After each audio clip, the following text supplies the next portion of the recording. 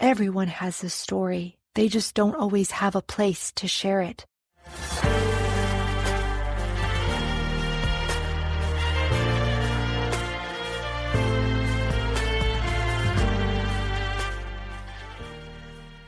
Welcome to I Need Blue, the podcast about to take you on an extraordinary journey where profound narratives come to life, one captivating episode at a time.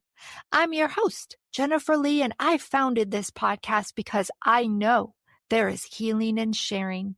Each story you will hear shared on this podcast is a testament to our collective strength, innate ability to transform, and the incredible power of healing. Please remember, you are never alone. Please visit and share my website with those seeking connection and inspiration. www.ineedblue.net. Thank you, Shargood, for composing and performing the introduction medley for I Need Blue.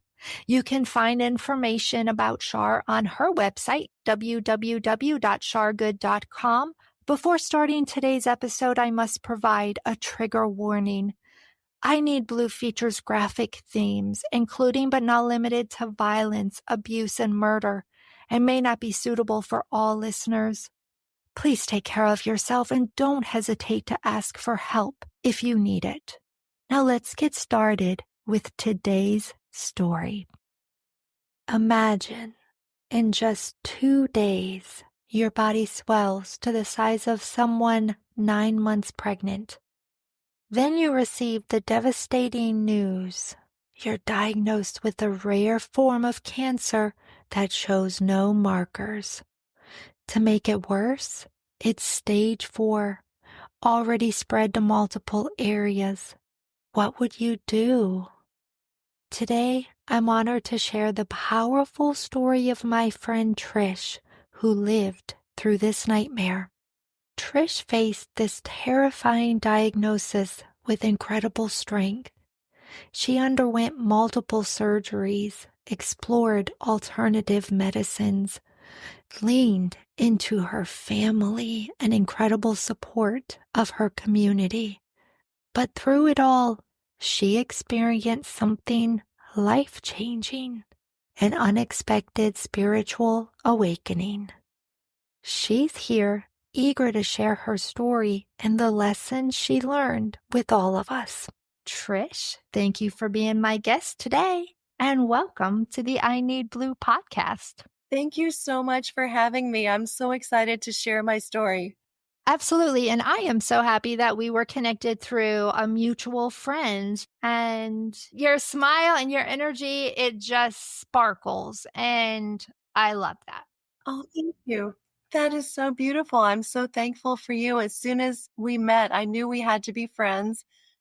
And there is no coincidence when we run into other like-minded people. Absolutely. And you get a little older, it can be a little harder to find friends. That's right. But when we do, it's just like this little gem. Oh, well, thank you. Well, you're welcome. So let's start out, share a little bit with our audience about you, and then we'll go into your diagnosis. Okay, well, I am a retired dentist, a mother of 2. I have an amazing husband and just an amazing network of friends, which really helped through my healing process. I grew up in Ohio. I had a practice in Charleston, South Carolina, which I loved. I am not practicing now because my oncologists believe that the aerosol spray and the germs involved are not good for my health, and they recommended something less stressful and a lot of rest. I rested a long time. Yes, rest does a body good. It does. It does. Wonderful. Well, thank you for sharing with us, Trish, about you. Tell us what happened with your diagnosis. Yeah. So I was practicing in South Carolina, a dentist, and I met my husband.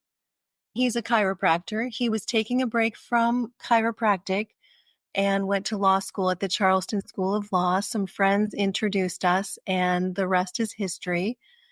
And my associate in Charleston wanted to buy my practice, and I sold it much earlier than I ever imagined. My husband convinced me to go to West Virginia with him for a year just to explore some different things. And so we went, and that is where I got sick. So within 2 days, I swelled up to the size of a pregnant person. Long story short, I go see an oncologist, and I'm basically told I have stage 4 cancer, most likely, and that I have a few months to live.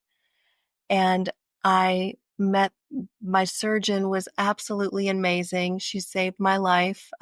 She was at University of Pittsburgh, McGee Hospital for Women, an amazing place. I'm so thankful for everyone there. And I've had a series of surgeries. Somehow I went from a few months to a live to now I am doing great. I don't want to jinx it. I don't want to jinx anything, but I'm doing really well. And I want to let people know that you can overcome something like this. Stage 4 cancer, you can overcome it. It is not what it sounds like. I think there's such a limiting belief about stage 4 cancer. Anything is possible. Right. In your stage 4 cancer, the first symptom was basically you had bloated up. Yes, yes. What other symptoms occurred? There really is no diagnostic test for it. A lot of women that are diagnosed with uterine cancer, they end up being either stage 3 or stage 4 because there is no diagnostic test. So some of the signs are heavy menstrual periods, but other than that, there really are no other indicators. But that a heavy menstrual period could be really anything. Well, and heavy menstrual periods can be, quote, normal for some women. Exactly. They could be fibroids, they could be all kinds of things. And I'm assuming you had your checkup physical every year and everything was good. I missed a couple of years from COVID because I was diagnosed in 2021. And so there were a couple of years missed, but not a lot. And so I had regular checkups and everything was always fine. I went to the doctor, everything was always healthy, and I was stunned. I thought I was really healthy. I was shocked when it happened. Do you remember the moment when they said to you, you have stage 4 cancer? Yes, right after I went to see the oncologist, they had set me up for chemotherapy. The doctor called me before I started the chemo. She called me and she said, I've been thinking about you. Something is different. Something is different about what I'm seeing. And she ordered another test. And that test indicated to her that we should not do chemotherapy, that we should do surgery. I was preparing for the surgery and I thought to myself, I've had a really nice life. It looks like this is it for me. It's okay if I pass on. And then everybody around me just started, there were so many tears, and there was just an outpour of love from my husband, my family, my children, my friends. Everybody just pulled together. And I thought, I can't go yet. I have more to do here. I can't go. It was the day before the surgery. My husband, he said, I'm going to take a picture of you because we're going to tell this story later after you make it. And I thought, okay, all right, I took the picture.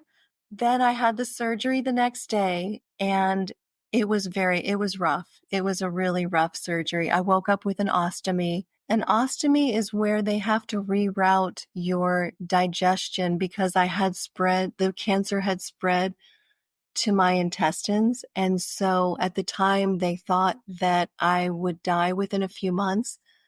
And people who have cancer tend to have a lot of issues with constipation, and they'll do an ostomy at the time of a surgery just to make you more comfortable in your last few months. Wow. So they were prepare you as though this was going to be a few months? Oh, yeah, they did not think I was going to make it. They did not think I was gonna make it, and most women honestly do not. They don't. And there was a moment where I felt at peace and I let go. I call it an undoing rather than a doing because just released all the baggage that we all carry, feelings of fear, all kinds of fear-based beliefs, like not feeling good enough, feeling fearful about things, feeling depressed, feeling sad, feeling just all those emotions that every human goes through. I was able to undo all that and just release it and just be at peace. And it was just such a moment of peace and happiness after I released those emotions. I feel that was the moment that everything switched, everything changed. They say that all of those adverse emotions and the things that we have been through, we carry in our body and they manifest in physical ways. Do you think the fact that you were able to undo, I love that word, that it contributed to your healing process? 100%. Yes. Once I came to a place of peace and letting go of all that, and realizing that we don't need those emotions. They're not serving anything. There's no purpose for them. Once I realized I didn't need all that, then synchronicity started to come into play and all these therapies crossed my path and I started off-label pharmaceutical therapies with another oncologist. All these series of events happened that led me to the physical healing, but I believe the emotional and spiritual and mental healing began in a moment and the rest followed, the physical followed. Yeah, that's beautiful. Speaking about the physical, can you tell us what it was like for the next year, 2 years? It was very difficult. 2 weeks later, we get a phone call and the doctor says, interestingly enough, this is low grade. And before that, I had thought, that's it, it's not looking good. And the doctor had told me before the surgery, she said, uterine cancer does not have a very high survival rate. She was very kind about it and compassionate, but I could read between the lines and I knew I'm so thankful for the people around me. They made my life so much better just through their love and caring and their beautiful gestures. I think without them, it would have been much more difficult. I had 8 surgeries. It's been a lot of recovery. My husband took off almost 2 years of work to help stay home and take care of me, so I was never alone. My kids called all the time, visited, checked on me, were always there. My friends made meals for us, called, visited. The outpouring of love was just amazing. And if you're a caretaker out there, just know that all those things you do for someone that you care about that is suffering or going through a difficult time, it really makes such a difference. It really helps a lot. It's great that you shared that because I know, having worked in that field a little bit in the past, that being a caregiver is selfless. Hmm. It's dedication. It's hard. It's emotionally hard as well. Yes. Yeah, because you develop a relationship with that patient if you didn't already have one. Now, being family, you already love that person and you want to take their pain. You don't want to see them be in pain and suffer. So, did you opt for traditional forms of therapy for cancers? I did 100% what my doctor recommended. The type of cancer that the pathology showed is called low-grade endometrial stromal sarcoma, and that is treated with surgery and some other medications, and I did everything she said.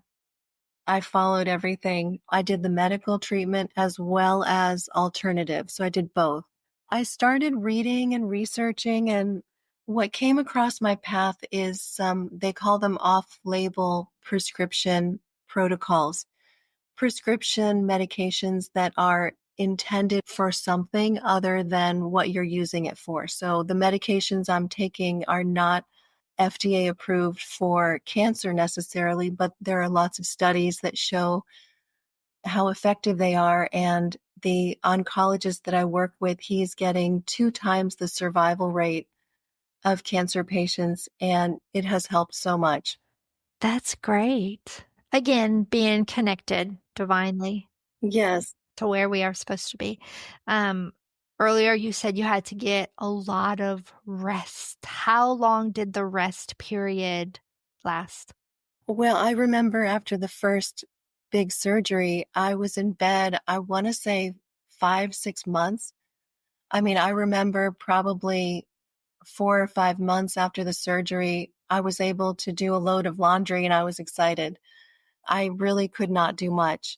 I was in bed most of the time. I watched a lot of videos, did lots of reading, talked on the phone to friends and family that just gave me so much inspiration. I was in bed a lot. It was very hard. Yeah, I was going to ask, how did you stay positive?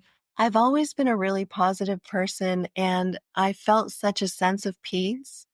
I never really went through a lot of pain necessarily other than the surgical recovery and the pain from surgery. I never really had pain, I think because I did stay so positive. At that point, I knew I had a feeling I was going to be here for a while. And I was just listening to my body and resting. And I had the support system where I was able to rest. And I want to go back to when we were talking about the caregivers Yes. and talk about what it was like for your spouse, for Emil, to watch his wife, go through this. It was so hard for him. I mean, he was in the beginning, he was in tears so many times because it was hard for him to see me go through all this. He was so loving and so caring that it really gave me a lot of reason to stay around. And that was so, so helpful. And that was a big part of the positivity that I felt. He was pretty amazing, and my kids were great. My family was great, very touching. And I'm the kind of person who never asks for help. In the past, I would never ask anyone for help or tell them I'm struggling or tell them I'm not feeling good. I would never ask for help. And then this taught me it's okay to ask for help. Absolutely. Prior to this journey, what role did your spirituality play in your life? I feel like I've always been very spiritual. I feel like I have grown so much through this health challenge that I've had. And you could almost say that it's on a spiritual level, it's probably been the best thing that's ever happened to me, which may sound surprising to say that, but it has led to so much love and spiritual growth. And I feel like I'm not even the same person. I feel like every day is a gift and I see so much more beauty around me and I don't take things for granted. That's great. It's interesting how life experiences can change our perspective or enhance our perspective. Like you said, you were already a very positive individual. Exactly. And in fact, I love to focus on the end result more so than the physical journey, because the physical journey, I mean, a lot of people have gone through difficult physical journeys, but it's really where you go with it from there. There's just so much suffering out there that I want to let people know that you can find peace and you can find a better way of thinking. So, aside from going through this or while going through this, Yes. what were other ways that you found peace? So, maybe somebody listening that is searching, that's like, wow, Trish sounds great, but I have no idea how to find peace. It's hard to describe. That's a tough question. I would say through some meditation. It's very internal. There isn't anything that I did to become more spiritual or to find peace. It was all within. It's difficult to describe, but it's actually very simple and happens in such a split second moment. It goes back to that undoing.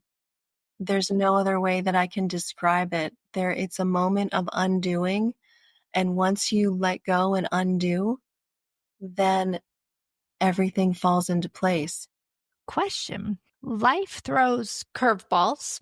Have you had moments where your undoing has been shaken? No, I would say no.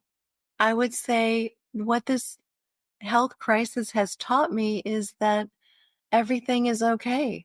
I used to be nervous about things or worry about things. I don't worry as much anymore. I sleep really well. I feel at peace.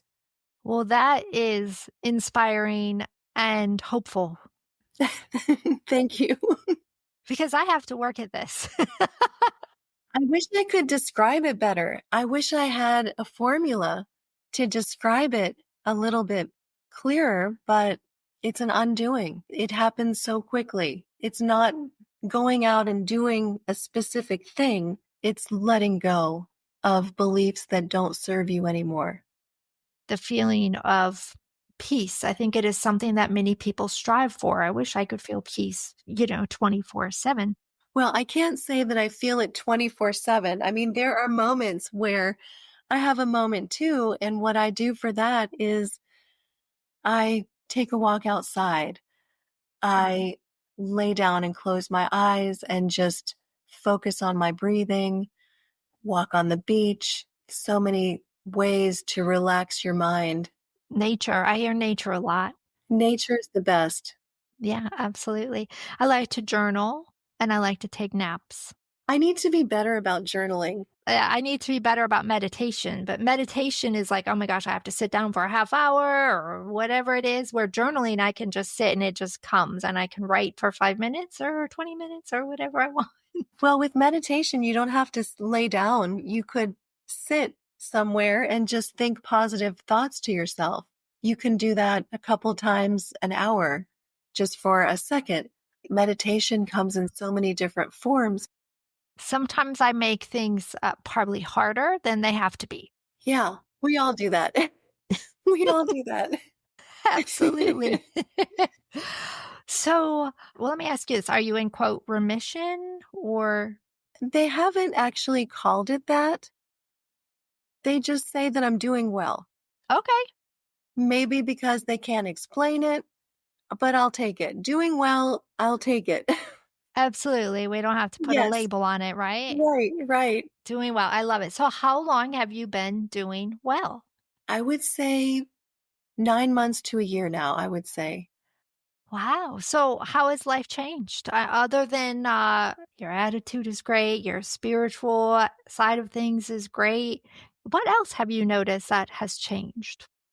Well, I'm still returning back to my energy level. I'm still not there yet. Because I've had so many surgeries, I am not allowed to do certain exercises, and I need to work on my building my muscle tone and endurance. That takes time. I'm not 100%, I would say, but I'm pretty close. Maybe I wonder if my positivity doesn't elevate it to the next level, but my body is still catching up. My body still has to exercise more, eat better, so many things my body needs to do, but my mind and my spirit and my emotions are very positive. And I think, honestly, that that's more important. Probably so. When you set your mind to something, you can do anything. That's what growing up as a kid, that's what you heard. You set your mind to it, you can do anything. Yes. When I was first diagnosed, the doctor told me that the best results are with a low carb ketogenic diet. Well, when you're faced with a serious illness, you listen to that. I mean, I did not touch sugar for a year and a half. I was so good. And then as I started to get better, I got more lax with the diet. And now I need to go back to being more strict because I know I need to do that. So that's an area that I'm working on. Well, I think that's an area that probably we all work on Yes. constantly. What would you like our audience to take away from your story and your journey? The best advice is to release old belief systems that do not serve you anymore. It's simple, but that's it.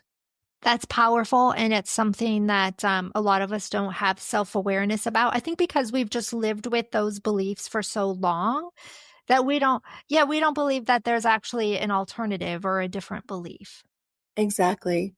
Is there one belief in particular that was like really engraved in you that you let go or shifted? Yes, definitely. Well, when you hear stage 4 cancer, you think that's it. That is a major belief to let go. Stage 4 cancer, you can get a diagnosis. It forgets cancer, it could be anything. You could get a diagnosis and anything is possible. It is so true. Anything is possible. And even when the doctors were preparing for the ending of stage 4 cancer, you defied the odds. Exactly. And pretty exciting when the doctors were so surprised. I just wanted to thank you for having me on your podcast. And I just feel honored to be a part of it. And I hope that my story helps somebody out there. I thank you, Trish, for being my guest. And thank you for listening. This is Jen Lee with the I Need Blue podcast. If you want to learn anything and everything about I Need Blue, you can visit my website, www.ineedblue.net. And remember, you are stronger than you think. Until next time.